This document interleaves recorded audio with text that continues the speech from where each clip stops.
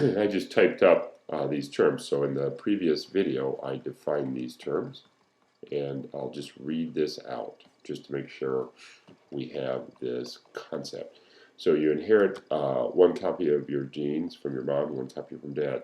The genes from your mom and dad are similar but not identical. For example, you inherited 2 copies of the LDL receptor gene. They may be identical, but there's a very good chance that some of the nucleotide letters are different between the 2 genes. Each version is called an allele. In a population of organisms of the species, there can be a variety of versions of a gene. So in one population, there can be multiple alleles. And there could be few, or there could be many, like that. And so that's that. Then different alleles of the LDL receptor gene can have differences in their coding region, lead to differences in their primary amino acid sequence, that lead to differences in their structure, that lead to differences in their function. I also talked about the idea of those differences occurring also in the promoter. The differences don't change the basic function of the LDL receptor, but, for example, one allele might code for a receptor that is somewhat damaged and only works half as well as the protein coded from another allele. Wild type is what we call the allele that has the typical or average activity level of the gene. We could say the wild type is functional and is equivalent to sort of 100% activity. And now here's some terms that I didn't find but will fit in here. Any change in the DNA sequence within a gene is a mutation and produces a new allele, a mutant genotype, and that could affect phenotype. So if we've got wild type at 100%, if a mutant phenotype decreases a function, that's called a loss of function allele, and it could decrease it to any amount. There's a special allele that knocks it all the way down to 0%.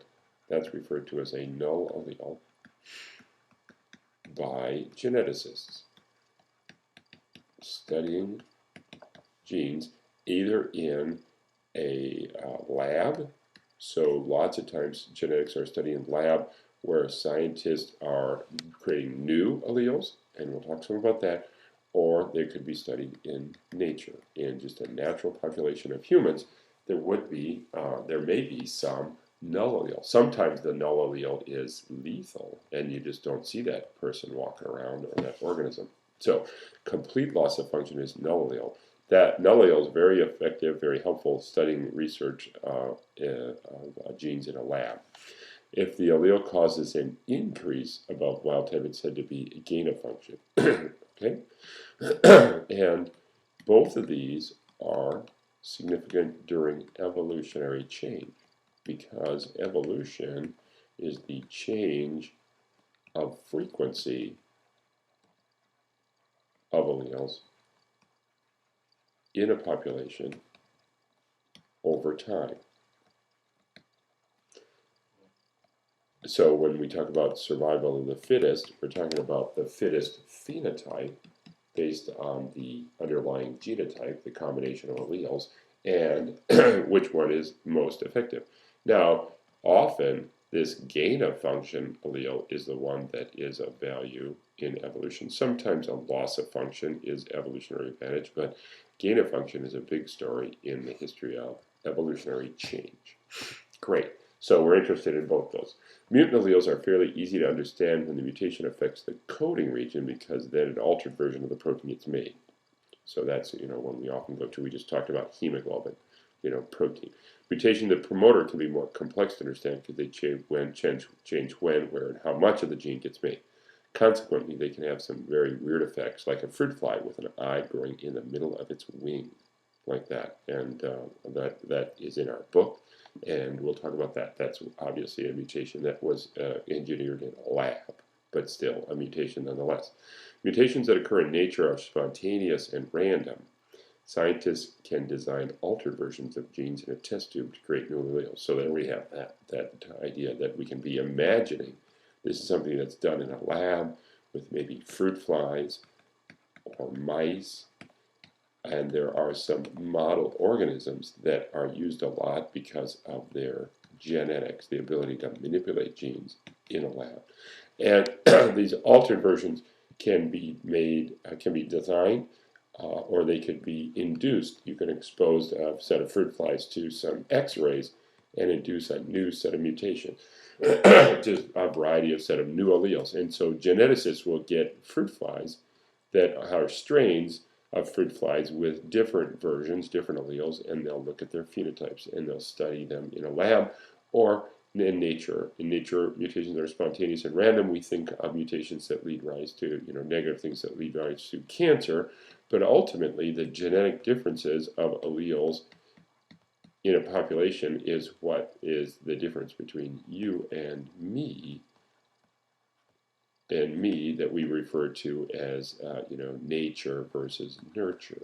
That we have some environmental differences between us, and we also have these genetic differences that are alleles, natural alleles in the population were originally, historically, mutations that led to these differences. Good. So, when we start comparing alleles, we're going to be saying like, okay, you got this version from mom and this version from dad. And what is their effect on the phenotype? And there are only two possibilities what you inherit from your mom and dad. Either that two alleles are the same, effectively the same, and if they are, it is said to be homozygous, and that's relatively boring. Because, either they're wild type and you inherited 100%, and you're wild type, you take the average of that, that's 100%. Or you're, a null allele, and you take the average of that, 0%, 0%, the average is going to be 0%, like that. So homozygous, the averaging gives rise to the same thing. So, it could be homozygous, or they could, so that's same alleles, focusing on any given gene, or you could be heterozygous, different, like that, two differences. And then the next thing is that you'd say that in heterozygous, when you have these different alleles, let's imagine that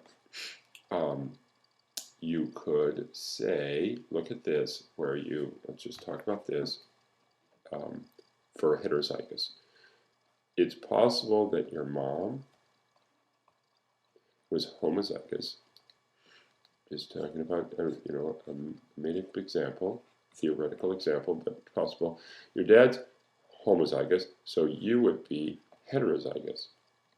You inherited one or the other from your mom and one or the other from your dad, and you're heterozygous. And when you're heterozygous, this pair of alleles, heterozygous alleles, can only have these three phenotypes that we can see. And these are the three names for them. Ooh, this is really, it goes like this. There's another term in here that I don't have. So these are three terms that are also in your book that we just need to learn what they mean. And so let's say that that the phenotype led to that. The genotype is that mom looks red, dad looks black, and then what do you look like? What does this combination of these two alleles look like? And you can put the numbers on that. Maybe that mom is 50% is red and 100% is black, because these are the same. It's the same gene, so it could be hemoglobin functioning at 50% or 100%. And then you would be 75%. So we could get down to that molecular level and ask that. But then, up at the phenotypic level, we could say that this could also be up at the phenotypic level where red and black could be headaches. So that mom gets headaches and dad gets none. So we're using this in a very theoretical way for any gene. And the bottom line is that at 75%, what's your phenotype? And that's your molecular level phenotype. But what about headaches? And there are three possibilities.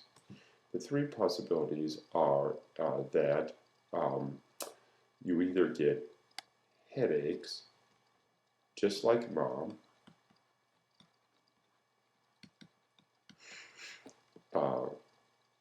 And so headaches just like mom. There are actually going to be 4 possibilities because the first 2 fit together. Headaches just like mom, or no headaches, just like dad, or some headaches. So kind of like a combination, some headaches but not as much as mom. Or then there's a third one. It's hard to imagine in this example, so I'm just going to write codominant. And these first 2 fit together, headaches just like mom or headaches just like dad. So that's a possibility that the phenotype could be that you're just like mom or you're just like dad. And if you're just like mom, just like dad, those are said to be dominant traits. So if you inherit a characteristic where you're just like mom, that's said to be a dominant allele. And dad's allele would be recessive, hidden. So we have this hidden allele where there's no evidence of what dad's allele is like because mom's is dominant, like that. And, down at the molecular level, it can be surprising that it would be dominant because, well, she's just acting at 50%, so how could that be dominant? But that's the case in certain examples where whatever the molecular genetic level of activity is, there could be a relationship where one is dominant, one is recessive. Now, alternatively, we could also imagine it's possible, we just have to do the comparison, like the breeding experiment, it's possible that maybe dad's allele is dominant, and that in that case, mom's would be referred to as recessive. And so we can have a heterozygous pairwise combination that leads to dominant recessive phenotype, where one is completely masks the other. And it could be either one. We just have to do the experiment and determine it like that. So that's the first example, is a dominant recessive relationship. Then the second example is some headaches. So sort of a blending, a mixture, a mixing like that. Like say, you take a red flower, cross it with a white flower, and the phenotype is pink, in any range of pink. So some headaches. Maybe almost as many as mom, but not as many. And that's called incomplete dominance. And then the third characteristic is one that is not very common, and that is where, again, with headaches, I can't think of how that would really fit, but in case of the flowers, you would say a dominant recessive would be, you could have red flowers giving rise to only red flowers, or white flowers, so there could be a dominant recessive, and then this pink flower. And codominant would be sort of a red and white polka dot kind of result, where somehow both alleles are shown, and they're still sort of separate in their characteristics.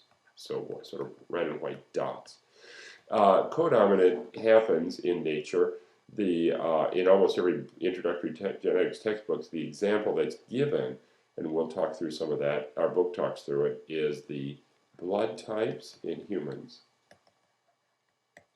So people could be A, B, or O blood type, and that's a good example of codominant alleles. And so, we'll think about it, like that, where if we're asking questions, our questions are going to be focused on really these 2 possibilities. Are we looking at a dominant recessive relationship or incomplete dominance? And then codominance is just very unusual example, but we can look at it. Okay, so we're going to stop that one there with the division of these terms. Make sure we're solid on these terms, and then we're going to talk through them just as they do in chapters 14, 15 next.